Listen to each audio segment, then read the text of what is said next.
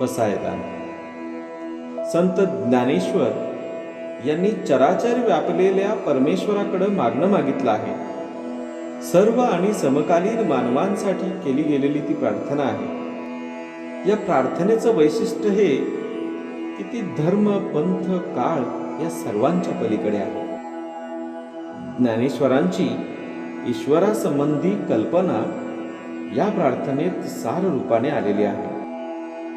सारांशाने एखाद्या ग्रंथातील विचार जसा समजतो तसा ज्ञानेश्वरीतील विचार सारांश रूपाने पसायदानात मांडलेला आहे. माऊली म्हणतात, आता विश्वात्मके देवे येणे वाग्यज्ञेन तोषावे, तोषोनी मज द्यावे पसायदान हे. आता विश्वात्मके देवे म्हणजे आता विश्वात्मक देवाने येणे वाग्यज्ञेन तोषावे, या माझ्या वाग्यज्ञाने संतुष्ट व्हावं, तोषोनी मज द्यावे पसायदान हे, आणि मला हे संतुष्ट होऊन, या माझ्या वाग्यज्ञाने संतुष्ट होऊन मला हे पसायदान म्हणजे प्रसाद द्यावा. त्याच विश्वात्मक म्हणजे विश्वव्यापक असून विश्वाहून निराळ्या अशा देवाला आपण केलेल्या ज्ञानेश्वरी रूपी वाग्यज्ञाचे जे फलस्वरूप म्हणून पसायदान अर्थात प्रसाद मागताना म्हणतात, जे खळांची व्यंकटी सांडो तया सत्कर्मी रती वाढो, भूतान परस्परे जडो मैत्र जीवांचे. जे खळांची व्यंकटी सांडो तया सत्कर्मी रती वाढो, म्हणजे दुष्टांचं दुष्टपण नाहीस हो, आणि त्यांना तया सत्कर्मी रती वाढो म्हणजे त्यांच्यामध्ये सत्कर्म करण्यामध्ये त्यांचं स्वारस्य वाढो, रती वाढो म्हणजे स्वारस्य वाढो, भूतान परस्परे जडो मैत्र जीवांचे म्हणजे सर्व प्राणीमात्रांमध्ये मित्रत्वाची भावना निर्माण. बघा किती सुंदर माऊलींनी वर्णन केलंय की जे खळांची व्यंकटी सांडो तया सत्कर्मी रती वाढो, म्हणजे दुष्टांचं दुष्टपण नाहीस हो, आणि ते कशामध्ये परावर्तित हो, तर ते सत्कर्म करण्यामध्ये त्यांचं स्वारस्य वाढो, तया सत्कर्मी रती वाढो, भूता परस्परे जडो मैत्र जीवांचे. भूतान म्हणजे काय, तर हे सर्व प्राणीमात्रांमध्ये जडो मैत्र जीवांचे म्हणजे काय, मित्रत्वाची भावना निर्माण हो. माऊली पुढे म्हणतात की दुरितांचे तिमिर जावो, विश्व स्वधर्म सूर्य पाहो, जो जे वांछिल तो ते लाहो, प्राणी जात. म्हणजे पापी माणसांचा अज्ञान रूपी अंधार नाहीसा हो. दुरितांचे तिमिर जावो, तिमिर म्हणजे अंधार, म्हणजे अज्ञान रूपी अंधार जो पापी माणसांचा आहे तो नाहीसा हो. विश्व स्वधर्म सूर्ये पाहो, जो जे वांछिल तो ते लाहो, प्राणी जात. धर्मे विश्व स्वधर्म सूर्ये पाहो, विश्वात स्वधर्म रूपी सूर्याचा उदय हो. प्राणमात्रांच्या मंगल इच्छा पूर्ण होत अशा पद्धतीचं जो जे वांछिल तो ते लाहो, म्हणजे जी जी मंगल इच्छा मनामध्ये निर्माण होईल ती पूर्ण हो, अशा पद्धतीचं माऊली या ठिकाणी मागणं मागतायत. वर्षत सकळ मंगळी ईश्वर निष्ठांची मांदियारी, अनवर्त भूमंडळी भेट तू या भूता. वर्षत सकळ मंगळी ईश्वर निष्ठांची मांदियाळी म्हणजे सर्व प्रकारच्या मंगलांचा वर्षाव करणारं ईश्वरनिष्ठ संत. अनवर्त भूमंडळी भेट तू या भूता म्हणजे ते पृथ्वीवर अवतरत जावं अशा पद्धतीचे संत, ईश्वरनिष्ठ संत म्हणजे सर्व प्रकारच्या मंगलांचा वर्षाव करणारे ईश्वरनिष्ठ संत या पृथ्वीवर अवतरत जावोत आणि प्राणीमात्रांना भेटत जावोत. माऊली पुढे म्हणतात, चला कल्पतरूंचे आरव, चेतना चिंतामणींचे गाव, बोलते जे अर्णव पियुषांचे. चला कल्पतरूंचे आरव, चेतना चिंतामणींचे गाव. म्हणजे जे जे संत कल्पतरूंची चालती बोलती उद्यानं आहेत, जे संत अर्थात कल्पतरूंची जी चालती बोलती उद्यानं म्हणजे संत आहेत, चेतनारूपी चिंतामणी रत्नांची जणू गावेच आहेत आणि अमृताचे बोलणारे समुद्रच आहेत. बोलते जे अर्णव पियुषांचे म्हणजे अमृताचे बोलणारे समुद्रच आहेत. चंद्रमे जे अलांछन मार्तंड जे तापहीन ते सर्वही सदा सज्जन सोयरे होतू.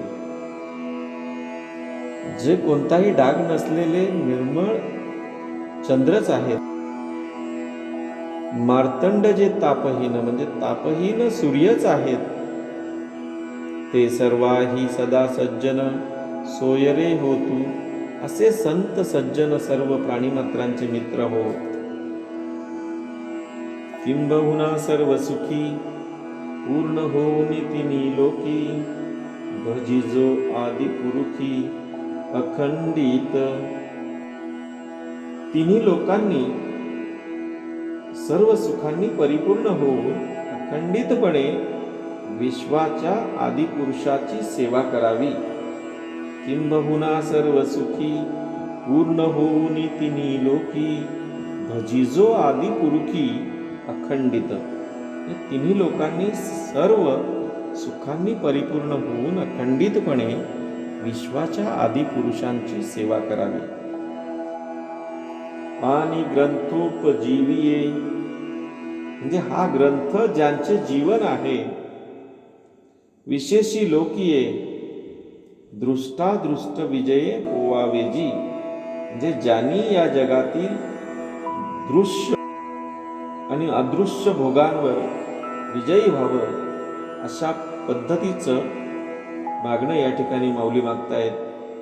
आणि शेवटी माऊली म्हणतायत, येथ म्हणे श्री विश्वेश्वराहो हा होईल दान पसावो.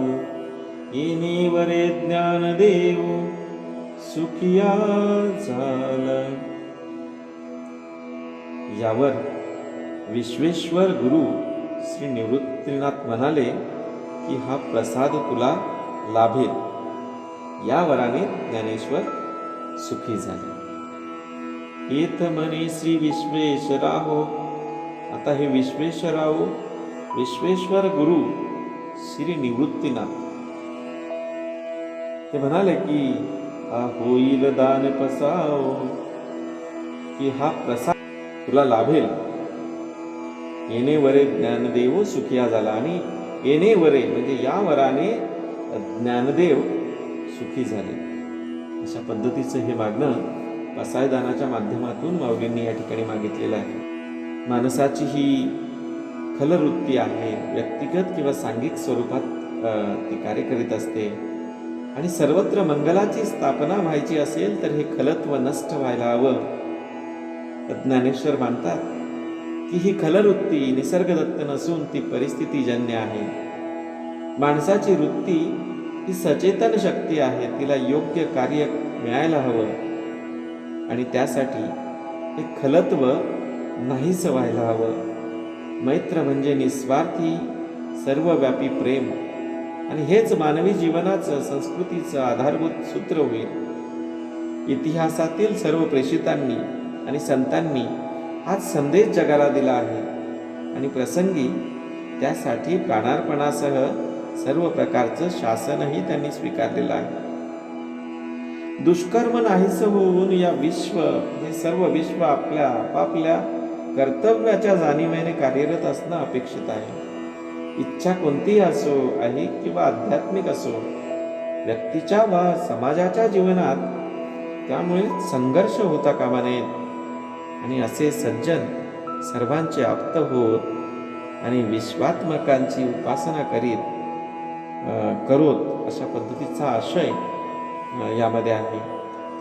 ज्ञानेश्वरांचा भाव इथे हृदय परिवर्तनावर दिसतो.